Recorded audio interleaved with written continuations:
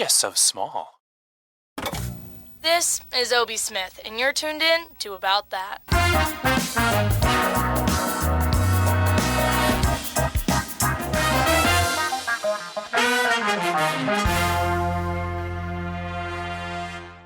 Alrighty, guys. Hi, how are you? It's good to see you. I missed you a lot. I don't know.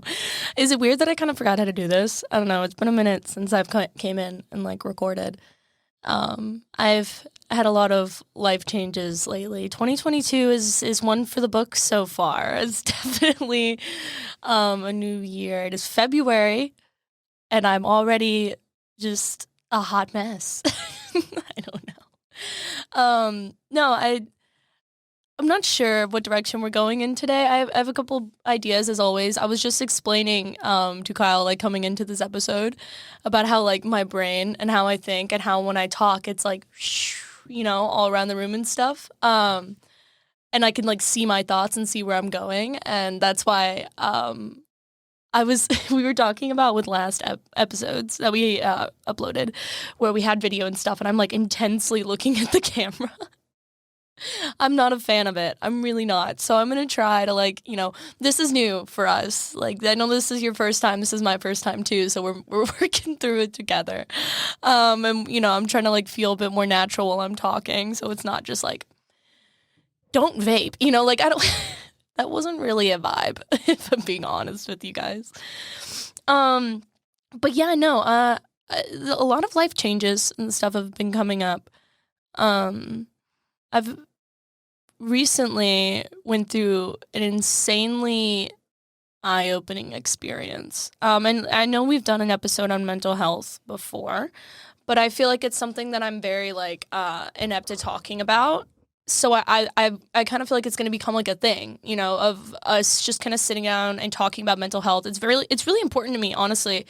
And you know what? It's my podcast, and if I want to talk about mental health, I'm going to. And I feel like right now, it's a good time to kind of check up on it and talk about how we're feeling, have our little therapy sesh. I recently hit an ATL. And I love to quote Bo Burnham, that's all-time low, not Atlanta. And a lot of things have changed for me. Last time we discussed the terms of diagnosis and stuff like that, and I've kind of been struggling with mental health for a while, and I realized it's really how much it's changed my perspective in my adult life and stuff like that, and how important it is to take care of it and really be aware of how you're feeling and making sure that you're coping with whether it's traumas or certain circumstances properly. And I think that's one of the things that I have been grappling with lately. I have an issue. I can't tell if it's an issue or not, but sometimes I struggle with being vulnerable with the people in my life and things like that. And I don't know if that's something that you can relate to personally, listener. But I've been really working on opening up with the people around me and just making sure that my feelings and my intentions are known. One of my biggest fears is being misunderstood, and whether it's no one's ever going to understand me, or if it's they did not know what I meant by that, and it had a negative response to when I was trying to create a positive one, and things like that. I've kind of become more aware, and that's the worst thing, with my doctors, they'll mention it, is that I'm so painfully aware of my pitfalls and the things that I do wrong, and it's not the problem. It's not that I don't know that I have a problem. The problem is that I'm not actively doing things to fix it. And I feel like that's that type of indifference and just content with my current state of being is what caused my ATL, and what caused what was described as a spiral almost of they're saying about looking back at my behavioral patterns and stuff. It was almost 3 months of just manic behavior, doing things that just aren't normal. And I'd never really heard that term used seriously in description of my mental health. I have friends and stuff like that will joke about being manic, and like it's a thing. Like, oh, I'm manic right now, and it's not that I have a problem with it or anything. Like that's a thing that people do. I've done it. I've joked about that. But like no, it was described as a manic episode, and those episodes like that kind of come and they crash into this big dumpster fire almost of just an intense depressive state, and I put myself into that, and I completely it was best described as a wrecking ball through my whole life. I crashed through my life until I was left with almost nothing. And that's what it felt like. And if you guys have ever felt that way, like just know that is it, you're not alone, and that is an intense and it's a traumatic feeling to just feel like you've broken down every positive or even, just any aspect of your life to the point to where you just feel like you have nothing. Know that you don't. You don't not have nothing. You have yourself. And there are people in your life that will miss you and care about you.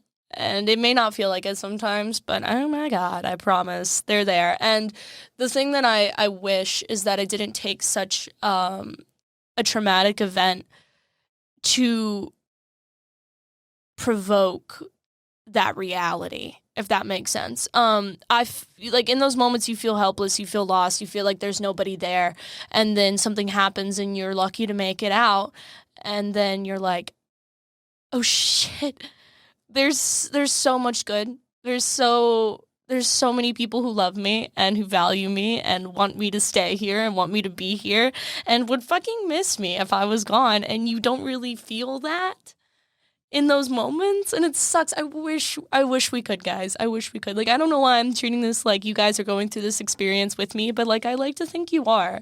Like it feels like we're in this together, and like I said, it's my fucking podcast.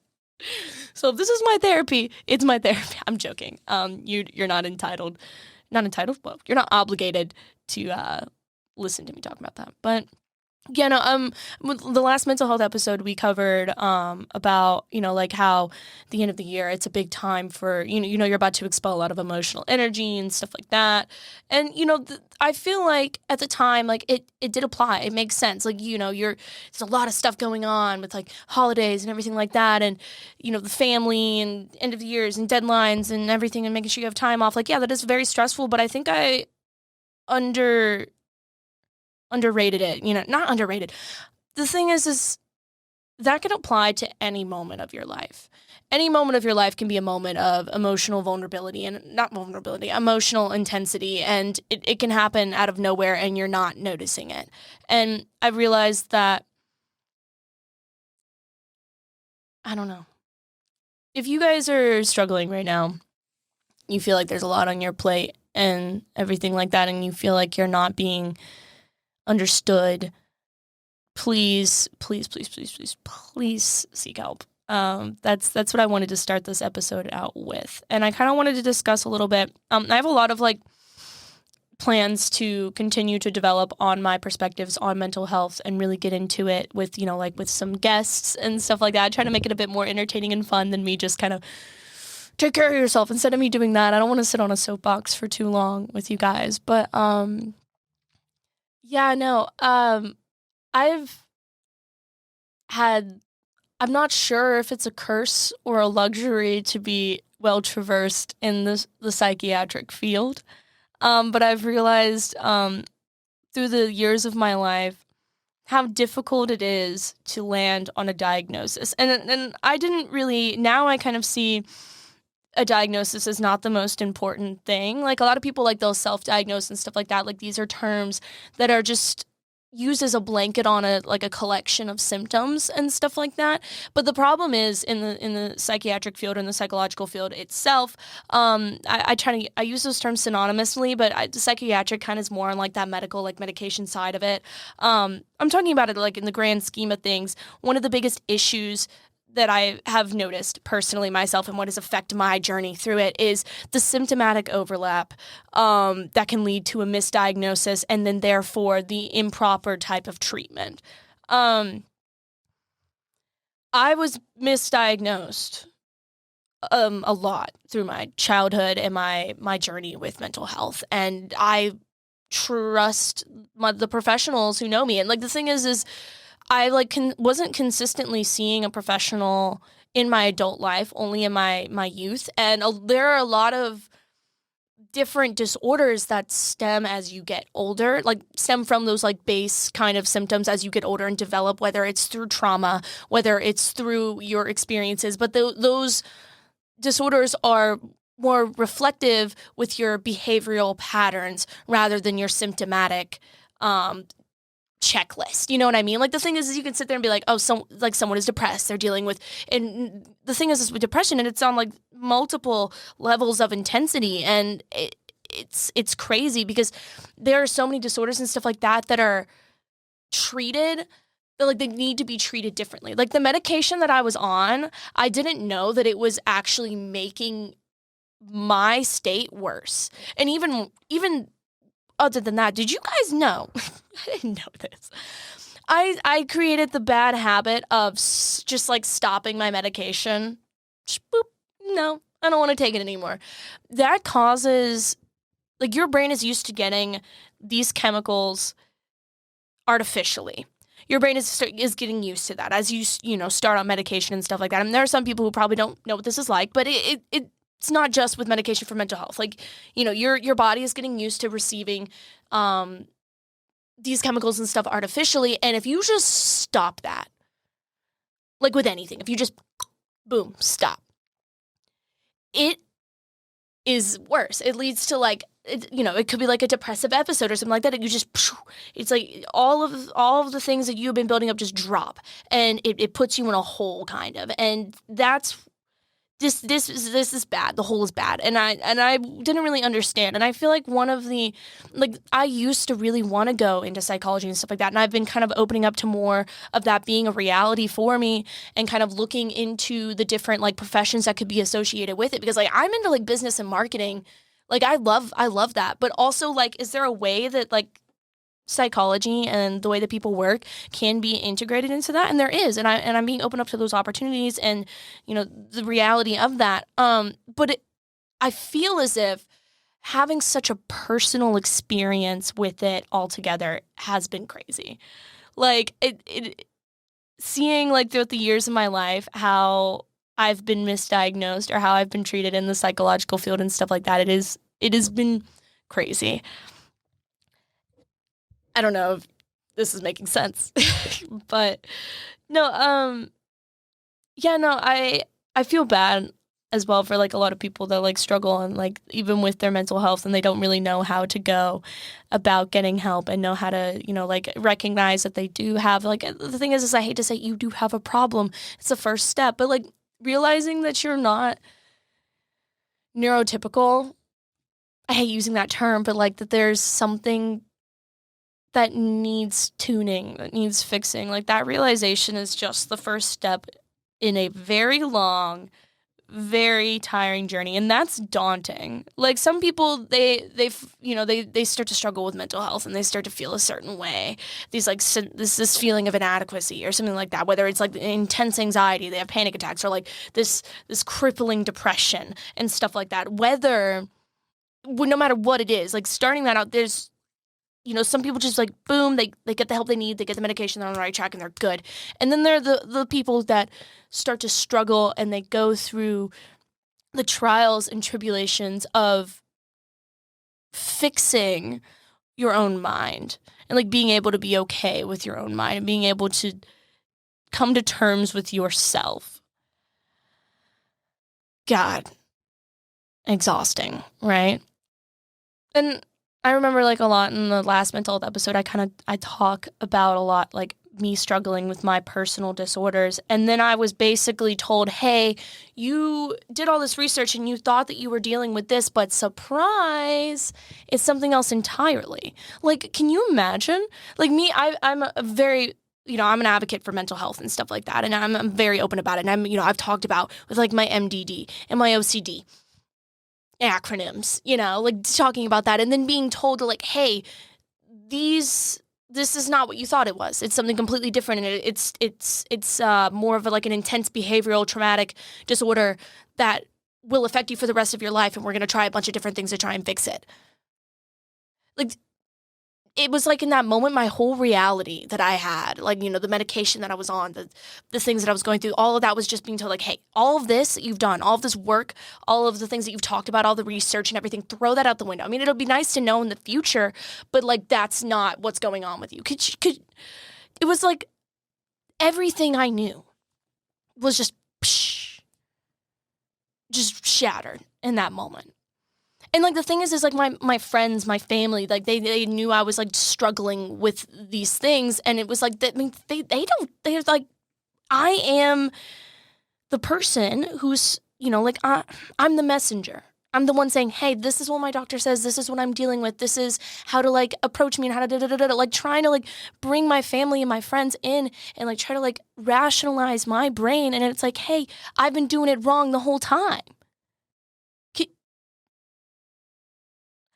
And the fact that like happens so often too, like whenever I was hospitalized and I met so many people that struggle with mental health and stuff like that. And I was trying to like kind of understand and learn from the experience. Of course, I'm there to like take care of myself, make sure I'm good, make sure I'm okay. But like sitting there and like speaking with these other people, like some of the most heart-wrenching things that I've ever heard.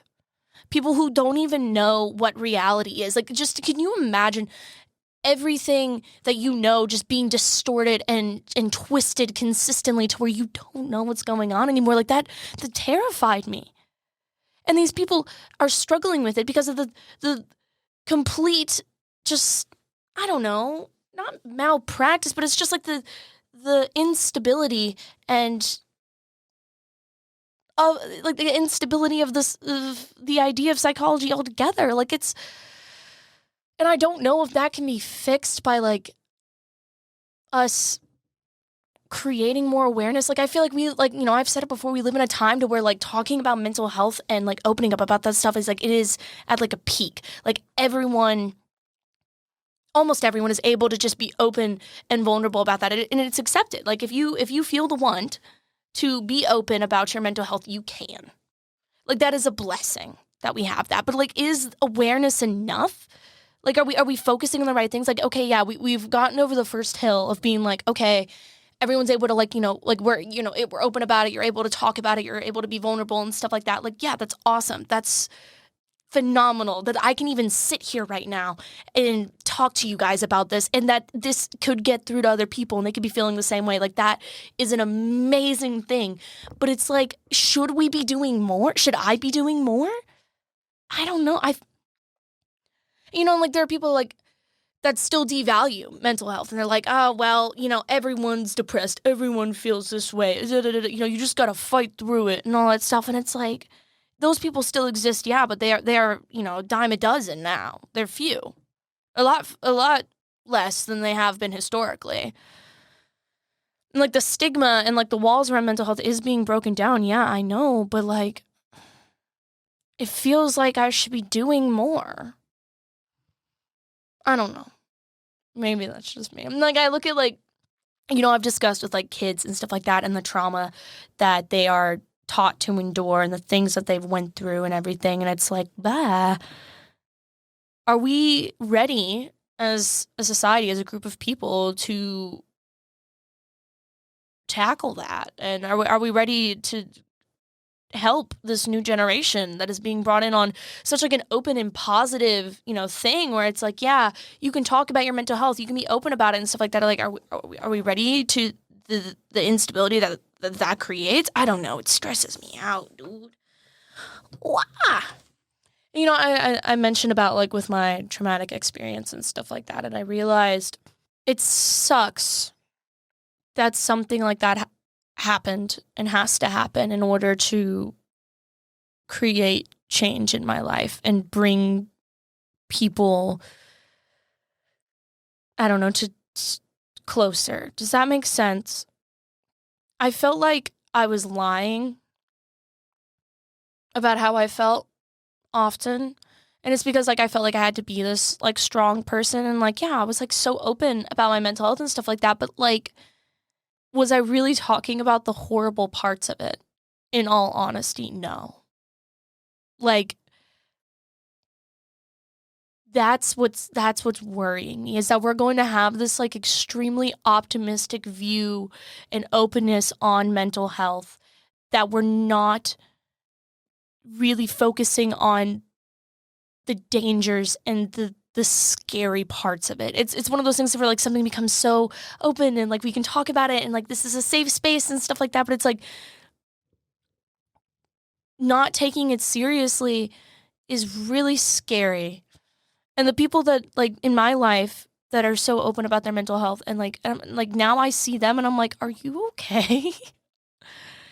Like, is this like in a way for me, I used my advocacy for mental health as like yeah, I'm doing my part, I'm good. Like it's just almost like a coping or like a cover up or like a distraction, that I was so open about it and I was so like in tune with myself and everything. And like people thought I was fine. People thought I was okay. It was one of those things where like I used that intense optimism and over positivity to kind of cover up how I was really feeling. And even in my own brain, I was convinced that I was fine. I wasn't fine. I'm still struggling and it still hurts. And the thing is it doesn't hurt like when you scrape your knee or something like that. It's like this deep, just a deep, deep pain that you feel. And like I feel as if people are so focused these days on being the voice of reason and, like giving advice and being like, hey, you take care of yourself and, know your worth and stuff, that we forget that like no one's telling us that. And even then, like, there's like the over positivity in media and stuff like that, where it's like, love yourself. Like you are not allowed to like, like your flaws are totally fine. And you like all this stuff, like it's like such an intense message all the time. Like be open about your mental health. Know that it's okay. I'm going to be honest, guys, it's not okay. Like, and I know that sounds like totally against what I've said before, but like, I feel like, let me try to rationalize this thought. I feel like the over positivity in media about self-love and loving yourself as you are and, being open about your mental health and stuff like that, is we lose track of the fact that like these things are a problem. Like it's a problem. Like it's okay. It's totally acceptable to be open and comfortable and okay with talking about your mental health, but please make sure you're still acknowledging it as like an issue in your life. Does that make sense? Like making sure that like I said, for me, I was, pushing off the fact that I was hurting for the sake of being okay with it. Feeling like I'm fine. Like I've completely come to terms with the fact that I struggle mentally daily. It is still a struggle. I'm on a new set of medications and this and that, and I'm going through a new intensive type of therapy and all of this. And it's like, yeah, like go me, but like it's a process and I'm hurting and I'm struggling. But like you don't see that in media. You don't. And like there are some depictions of it with like something that recently brought this up that I think did a really good job with it was Euphoria. As you guys, I don't know if you guys know or not, if you've seen it, but the second season of Euphoria is out. Woo! And like I'm happy I'm watching it. Finally stole someone's HBO Max account, all this stuff, super awesome. And there's like, it's such an intense depiction of how mental health and addiction can affect youth these days and families. It's crazy. And like toxic relationships. And they're talking about these very important topics. And it's almost like I feel as if our generation is being desensitized to them. Does that make sense? Like it's a problem, yeah. But it's also like, oh, but like it comes with life. Like, it's a part of it, you can work through it. Like, no. Like, hey, like, if you are feeling this type of way, go get help. Or, and I don't know how to explain the concept that's in my brain right now. But it's like the over positivity is desensitizing our generation to the concept that this is a problem, and that it is a struggle, and that it is like, you don't feel bad. Love yourself. Mentally ill, go get help. Like it's like we forget about the struggle and how real and intense and painful it is. Like, you don't always have to love yourself. I mean, like, having confidence is important. Confidence is half the battle. That's how I live my life. Like, I genuinely think that, like, me being, like, on top of the world and stuff like that, like, I feel like that sometimes. Sometimes my highs are so high, like, I feel like nothing can touch me. And it's this overwhelming sense of positivity. And then it always crashes. And I feel as if I was a bit more grounded and stuff like that, I wouldn't have gotten to the point that I was at. Does that make sense? I feel like it makes sense. It makes sense to me. I don't know. It's okay not to love yourself. Know that. And sometimes these complex emotions that you're dealing with don't have a simple answer like that. Like, love yourself. That's all you have to do is just love yourself. Like, it's okay to sit there and see that you have flaws, and those flaws don't always have to be okay.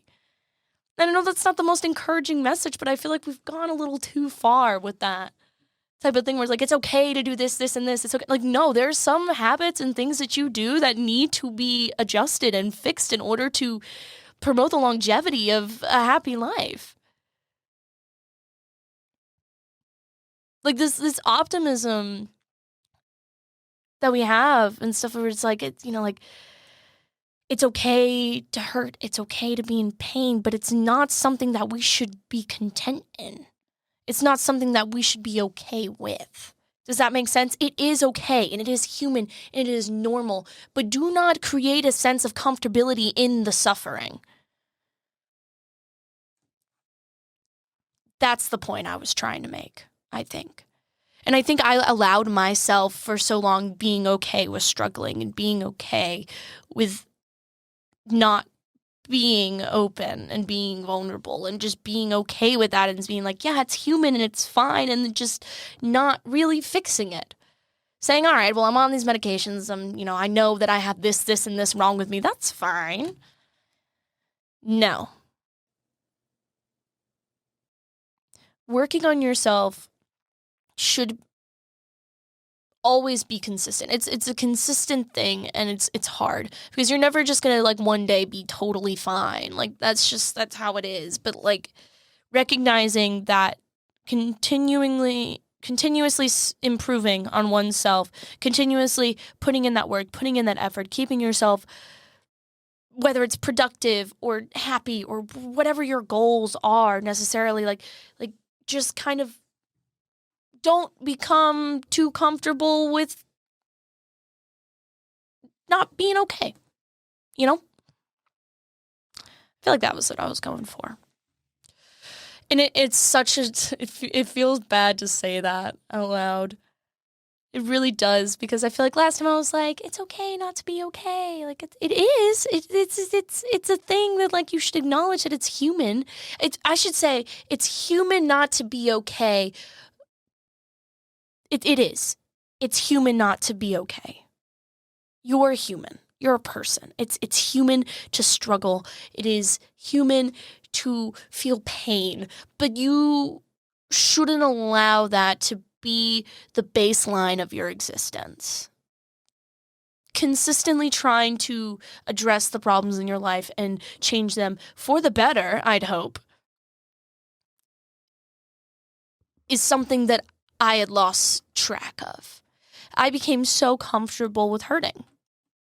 And there are people in my life that are comfortable with hurting still, and that are totally fine with, like, the fact that, like, they work themselves to the bone for success, which is, like, yes, success is so important. Like, there's nothing I want more than to be successful and to be a positive member of society. But if I have to break myself down in order to achieve that, is it really something I need? Is it worth fighting for? Yeah, success is worth fighting for, but, like, at what cost? By which means? I don't know. I felt like another mental health checkup was in order. And I don't know, hopefully you guys resonated with part of this, and I'm sorry if you're tired of hearing me on a soapbox, but I really wanted to get that message out because I feel like it's something that I've been observing passively, and I don't want to do that anymore. I don't. there's a lot of things that I want to change, and that's one of them. But thank you guys so much for tuning in. I hope that I didn't make you feel too bad, but I'm happy to be back. I know, like, we didn't, just being back in my reality, in my life, and seeing the things that I can change and I can fix, and being realistic about it, taking my time, and I'm glad that I have this outlet, this the people who listen and stuff, and I hope that, like, the things that I say, it's not like I'm talking to a wall, but even if I was talking to a wall, it's really not the end of the world. I'm so grateful for the opportunity. But yeah, no, if you guys haven't, make sure you subscribe to About That with Obi on Instagram and Small Stuff Media on Instagram as well. And as you can see, or as you can hear, we do have a YouTube channel, About That with Obi on YouTube. Thank you so much for watching and listening. Do me a huge favor. Okay, guys, this is a big one, all right? Make sure to share this with your friends, family, coworkers, maybe your dog. I don't know if your dog wants to listen to it. Anyone who's struggling, who might need to hear this. There are people out there who might need to hear. There are some people that you think might need to hear it who might not. But, just sharing it and getting this message out there would mean so much to me. And I wouldn't be here without you guys. So thank you so much for tuning in and joining me and all that. But yeah, no, I'll catch you guys next time. Obi out. I didn't like that. I don't like Obi out. We're not going to do Obi out. Bye.